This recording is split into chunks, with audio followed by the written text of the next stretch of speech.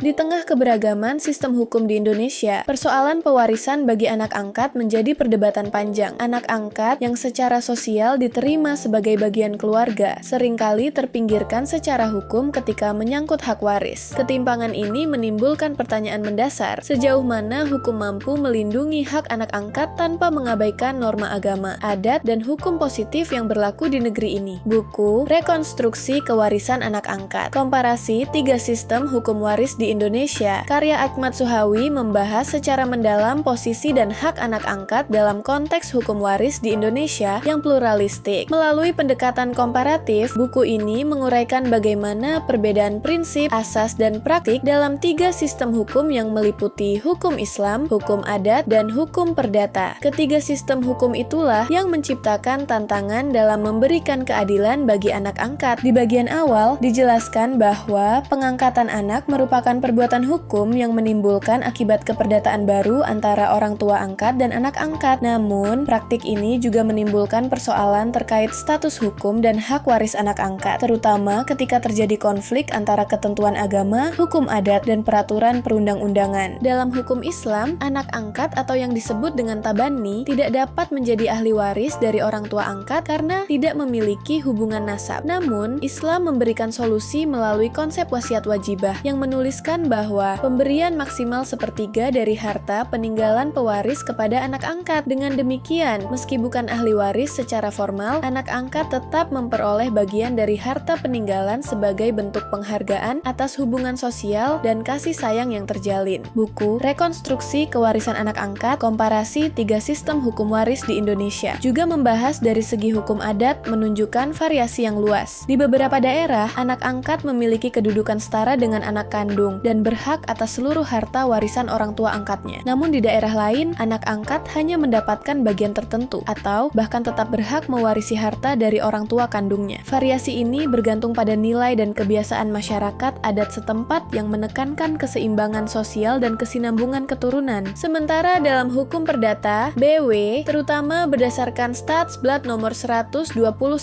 tahun 1917, anak angkat diperlakukan sebagai anak kandung dari orang tua angkatnya, sehingga hubungan hukum dengan orang tua kandungnya terputus. Namun, peraturan Undang-Undang Nomor 23 Tahun 2002 dan Undang-Undang Nomor 35 Tahun 2014 tentang perlindungan anak tidak secara eksplisit mengatur hak waris anak angkat, sehingga masih menimbulkan kekosongan hukum. Buku ini kemudian menekankan pentingnya rekonstruksi hukum waris anak angkat melalui pendekatan ijtihad hukum dan reaktualisasi fikih muamalah. Tujuannya adalah mencari titik temu antara nilai-nilai syariat, adat, dan hukum positif agar tercipta sistem kewarisan yang adil dan kontekstual. Sampai di sini, apakah Anda tertarik membaca buku versi lengkap? Anda bisa mendapatkan buku ini di www.thepublishstore.com atau di seluruh marketplace kami, yaitu Shopee, Tokopedia, Lazada, dan Bukalapak.